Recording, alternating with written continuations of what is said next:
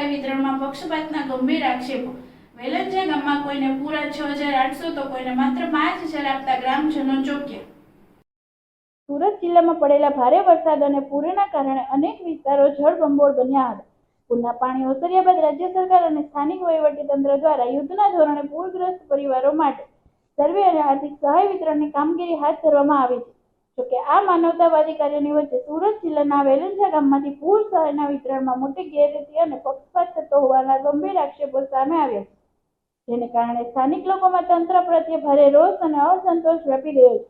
રાજ્ય સરકાર દ્વારા સુરતના પૂરગ્રસ્ત વિસ્તારોમાં પ્રત્યેક અસરગ્રસ્ત પરિવારના ઘરવખરી અને કેશ રોલ્સના નુકસાન પેટે પ્રતિ લાભાર્થી 6,800ની આર્થિક સહાય જાહેર કરવામાં આવી હતી।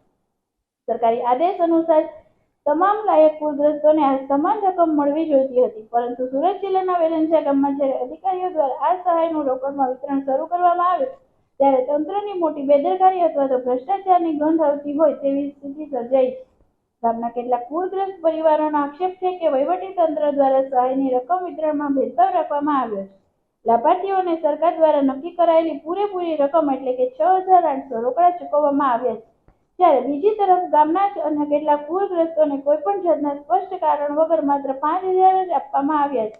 એક જ ગામમાં એક જ સરખી આપત્તિનો ભોગ બનેલા લોકો વચ્ચે આ રીતે પૂર સહાયની રકમમાં તફાવત 1,800નો ઘટાડો જોવા મળતા ગ્રામજનો ચોંકી ઉઠ્યા છે અને વિતરણ વ્યવસ્થા સામે સવાલો ઉભા કરી રહ્યા છે। વેલંજાના રહેવાસી કલ્પેશભાઈએ જણાવ્યું હતું કે અમારે અહીંયા પહેલા મારા પપ્પા ગયા હતા તો મારા પપ્પાને 6,800 આપ્યા અને આગળ ગયેલા એ લોકોને 2 દિવસ પહેલા આપ્યા તો એ લોકોને 5,000 આપ્યા એમ કહેતા હતા। મારો દોસ્તાર છે, મારી સાથે કામ કરે છે, એણે મને પૂછ્યું કેટલા આપ્યા તો મારા પપ્પાએ મેં કીધું 6,800 આપ્યા। એ કહે કે મારા મમ્મી ગયેલા 2 દિવસ પહેલા તો મારા મમ્મી એમ કહે કે 5,000 આપ્યા એમ કીધું। વેલંજાના રહેવાસી નર્મદાબેને જણાવ્યું હતું કે અમને પહેલા દિવસે રાત્રે 8 વાગે પૈસા મળ્યા જે 5,000 રૂપિયા મળ્યા છે, ત્યારે બીજા લોકોને 6,800 રૂપિયા મળ્યા છે।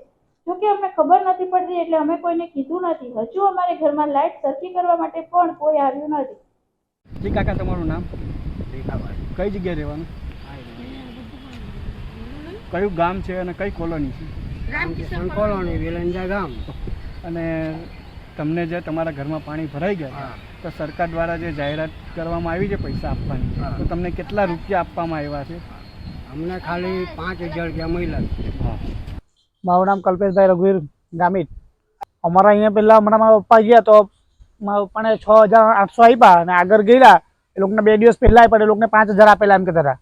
મારા દોસ્તાર છે, મારે કામ કરે તે મને પૂછ્યું કેટલા આપેલા, મારા પપ્પાને મેં કહ્યું 6,800 આપ્યા। એ કે મારા મમ્મી ગયેલા 2 દિવસ પહેલાં, મારા મમ્મીને એમ કે 5,000 આપ્યા એમ કીધું। તમને કેટલા પૈસા આપ્યા? 5,000। એટલે તમને 5,000 આપ્યા? અહીંયા કેટલા જણને 5,500 આપ્યા? એટલે પહેલા દિવસ મળ્યા ને અહીંયા 8 વાગ્યાથી એને બધાને 5,500 જ મળેલા। પછી બીજા આપ્યા તમને 1,800 રૂપિયા? દિવસ આપ્યા ને બીજાને એના 6,800। તે તમને 6,800 નથી આપ્યા? ના, અમને એટલા નથી। તમે પછી પાછા ગયા હતા એની આગળ માંગવા? પછી નહીં ગયા અમે। કેમ નહીં ગયા? જવું જોવે ને તમારે કે ભાઈ? અમને ખબર અમારે જી, તમારું નામ? કઈ જગ્યાએ રહેવાનું? પાણી ભરાઈ ગયું છું, આટલું પાણી ભરાઈ ગયું છું, અમે ડૂબી ગઈ હતી। મારા છોકરાને માંડ કર્યા હતા ને પછી કપડાં બપડા પીલાઈ ગયા, ગોટા બોટા પીલાઈ ગયા, બધું અંડું પીલાઈ ગયું છે। તમને સરકાર દ્વારા કેટલી જાહેરાત જે પૈસા આપવામાં આવ્યા છે, કેટલા રૂપિયા આપવામાં આવ્યા છે? 5,000 રૂપિયા આપવામાં આવ્યા છે સાહેબ, ને અમને કંઈ દીધું નથી। એક દાડું જમવાનું દીધેલું, ખીચડીને કઢી દીધેલી, બસ બીજું કંઈ દીધું નથી। કેમેરામેન હિમાંશુ સાથે હર્ષિલ ધોળકિયા, સમય મિત્ર ન્યૂઝ, સુરત।